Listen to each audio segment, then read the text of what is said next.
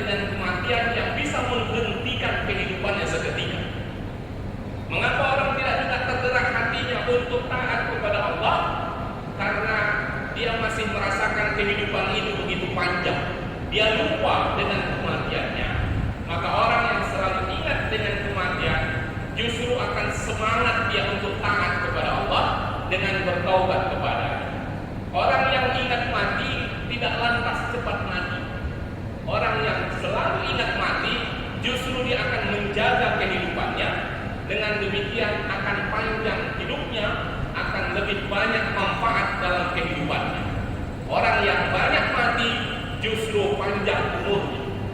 Suatu ketika Abu Bakar radhiyallahu anhu ketika melepas pasukan Khalid bin Walid, seorang panglima perang, untuk sebuah ekspedisi, beliau memesankan kepada Khalid. Beliau tahu Khalid adalah seorang panglima perang Islam yang selalu semangat dalam berperang. Tujuannya cuma satu, agar dia bisa mati syahid di medan perang. Artinya dia semangat betul ingin mati.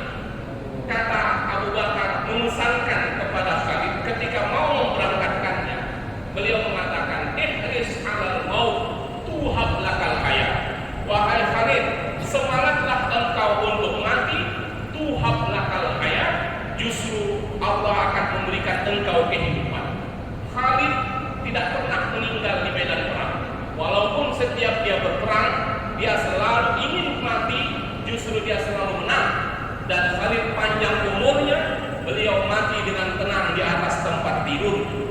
Artinya, sesuatu yang kita semangati untuk kita raih, sesuatu yang kita harapkan terjadi, sesuatu yang barangkali buruk dalam pandangan orang lain, tapi baik di hadapan Allah, justru Allah akan membantu kita meraihnya dalam keadaan yang lebih baik dengan memberikan kualitas kehidupan dan keberkahan, sehingga hidup itu akan menjadi bermanfaat dan banyaknya kebaikan. Jadi mengingat kematian itu justru banyak kebaikannya, kata para ulama, mendahului atau menyegerakan seseorang untuk bertaubat kepada Allah. Yang kedua, siapa yang banyak mengingat mati akan memberikan semangatnya dalam beribadah. Wa nasyatun fil ibadah, akan semangat dia beribadah, merasa bahwa kesempatan untuk beribadah tidak banyak, kalau bukan sekarang kapan lagi, maka dia akan selalu mengerjakan pada waktunya.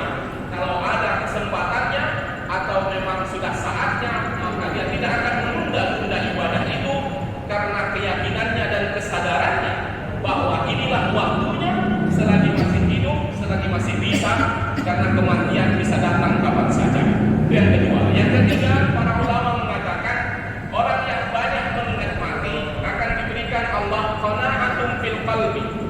Qanaat, rasa cukup, tidak membuat seseorang menggebu-gebu dalam urusan dunia, tidak menguasai seseorang, dunia ini tidak menguasainya, sehingga melalaikannya dari kewajibannya kepada Allah. Di dalam Al-Quran Allah mengingatkan, la tulhikum amwalukum wala auladukum an dzikrillah. Janganlah pekerjaan, janganlah harta, janganlah dunia, dan janganlah keluarga melalaikanmu dari mengingat Allah.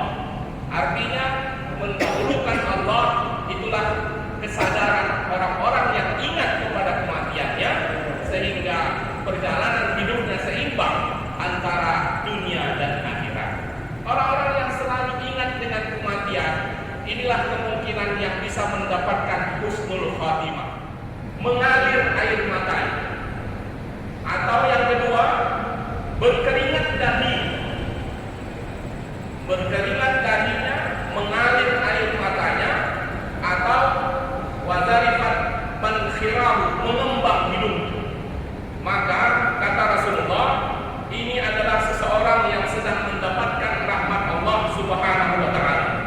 Apabila seseorang meninggal dunia, menjelang meninggal dunia, berkeringat dahinya, mengembang hidungnya, kembang kempis hidungnya, kemudian mengalir air matanya,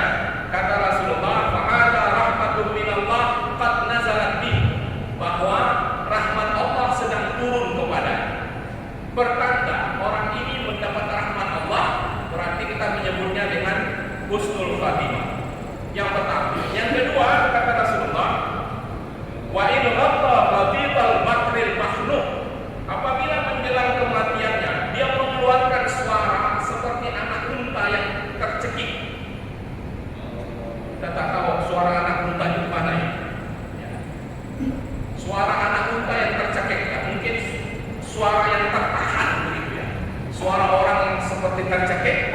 Nah, kemudian wa khamada launu, membiru wajah. Ya, berubah wajahnya, menggelap atau menghitam, atau mungkin tidak seperti wajah seperti dia biasanya. Ya, lalu kemudian waswadda syidqah, kemudian berbuih, keluar buih dari kedua rahangnya. Kata Rasulullah, fahuwa azabun minallah qad halla bih. Itu tandanya dia sedang mendapatkan azab dari Allah. Kita menyebutnya dengan tanda-tanda yang tidak baik atau su'ul khatimah. Persoalannya begini, bahwa ini adalah tanda-tanda zahir yang kita tidak tahu hakikatnya.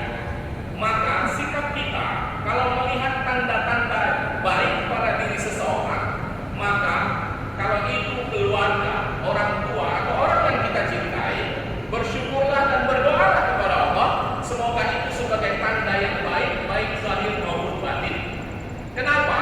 Karena kita tidak tahu, boleh jadi apa yang terjadi pada diri seseorang menjelang kematiannya, sesuatu yang baik itu justru menunjukkan yang buruk pada dirinya, dan begitu pula sebaliknya.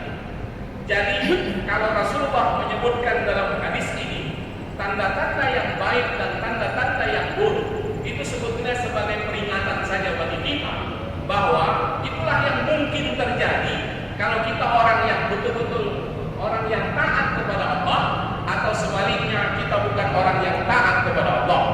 Kalau kita orang yang taat kepada Allah, kemungkinan yang terjadi yang baik, dan kalau kita tidak taat, maka boleh jadi yang terjadi atau yang terlihat